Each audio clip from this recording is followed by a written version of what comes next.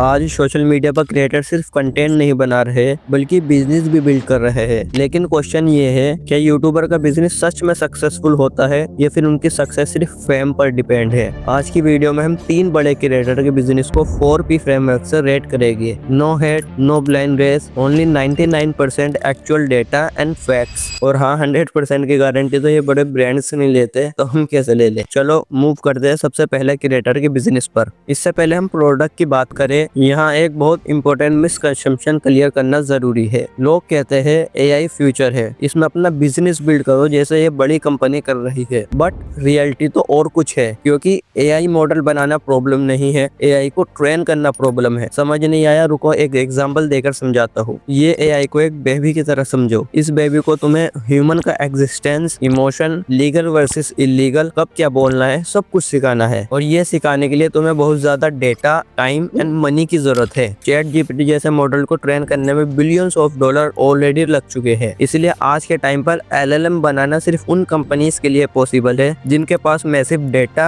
And पैसा हो। I think अब आपको बेसिक आइडिया हो गया होगा कि ये बिजनेस कैसे काम करते हैं। बट क्वेश्चन ये है कि ध्रुव राठी के पास ना डेटा और ना ही इतना पैसा, तो ये AI टूल कैसे बना दिया। इसकी रियलिटी को समझते हैं 4P फ्रेमवर्क के फर्स्ट P प्रोडक्ट में।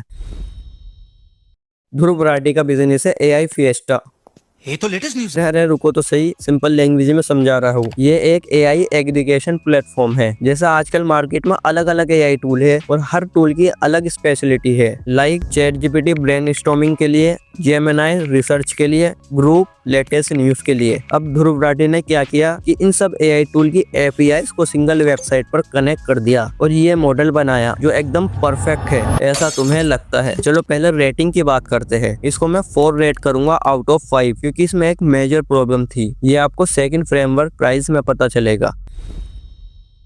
इंडियन मार्केट की एक डार्क रियलिटी है। यहाँ लोग प्राइस को लेकर काफी सेंसिटिव है, काफी नहीं कुछ ज्यादा ही सेंसिटिव। आप Netflix, Spotify and YouTube premium जैसे एग्जांपल ही देख लो, सबको इंडिया में ग्लोबल प्राइसिंग से कम रखना पड़ता है। ध्रुव राठी ने भी AI फिएस्टा के केस में ये स्ट्रेटेजी को यूज किया और बजट फ्रेंडली सब्सक्रिप्शन प्लान रखे और साथ ही फ्री टोकन का ऑप्शन भी दिया ताकि यूजर बिना पेमेंट के प्रोडक्ट को पहले से ट्राई कर सके। और यही इनकी सबसे बड़ी गलती थी। जब आप प्रॉम्प्ट देकर रिजल्ट जनरेट करते हो तो इसकी एक API कॉस्ट होती है और ये कॉस्ट पर वर्ड पर डिपेंड करती है एंड प्लेटफॉर्म ओनर खुद इस कॉस्ट को पे कर रहा होता है। इसलिए इन्होंने इनिशियल स्टेज में फ्री टोकन की कुछ लिमिट रखी, जिससे कुछ यूजर की अचानक लिमिट हिट होने लगी और इस मिसअंडरस्टैंडिंग की वजह से इंटरनेट पर स्कैम के एलिगेशन लगने लगे एंड करंट में आए तो यह फिक्स हो गया है। अब बात करते हैं रेटिंग की, तो मैं इसको 5 आउट ऑफ 5 दूंगा। और आपको ये रेटिंग सही नहीं लगी तो अपनी रेटिंग कमेंट में बता सकते हो। अब चलते हैं 4P फ्रेमवर्क के एक इम्पोर्टेंट P पर।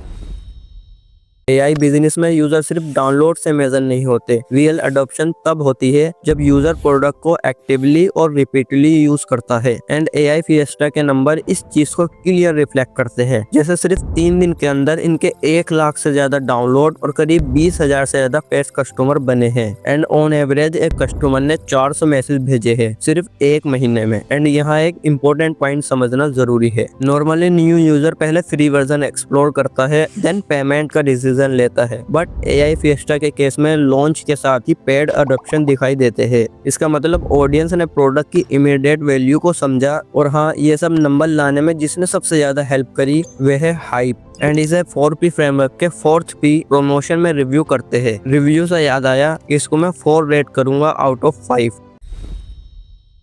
ये प्रोडक्ट का प्रमोशन ट्रेडिशनल एड्स या हैवी इन्फ्लुएंसर मार्केटिंग पर बेस नहीं है। यहाँ सबसे स्ट्रॉन्ग प्रमोशन बना personal brand value. And Dhruv Rathee ने लॉन्च के बाद सिर्फ अनाउंसमेंट पर डिपेंड नहीं किया, बल्कि पर्सनली यूजर का फीडबैक भी कलेक्ट किया और इस पर एक्ट भी किया। जैसा लॉन्च से पहले 2 वीक के अंदर 8 न्यू फीचर ऐड किए। ये एक इम्पोर्टेंट डिफरेंस था इनमें एंड अदर क्रिएटर्स के बिजनेस में, क्योंकि मोस्ट क्रिएटर बिजनेस फीडबैक न लेने पर या इस पर फास्ट एक्ट न करने पर फेल हो जाते हैं। बट इन्होंने इसमें कोई लापरवाही नहीं की, इसीलिए मैं इनको 4 आउट ऑफ 5 रेट करूंगा और 1 स्टार मैंने सोशल मीडिया पर एड्स न करने की वजह से काटा है। एंड कैसी लगी ये वीडियो, अपना एक्सपीरियंस कमेंट में बताओ। वैसे तो मैं इसी वीडियो में 2 क्रिएटर के बिजनेस को भी रिव्यू करता, बट वीडियो ज्यादा लंबी हो जाती। अगर इन पर वीडियो चाहते हो तो कमेंट में बताओ और ऐसे ही पावरफुल कंटेंट के लिए चैनल को ज्वाइन कर लेना, क्योंकि फ्यूचर के लिए मैंने काफी कुछ प्लान कर रखा है।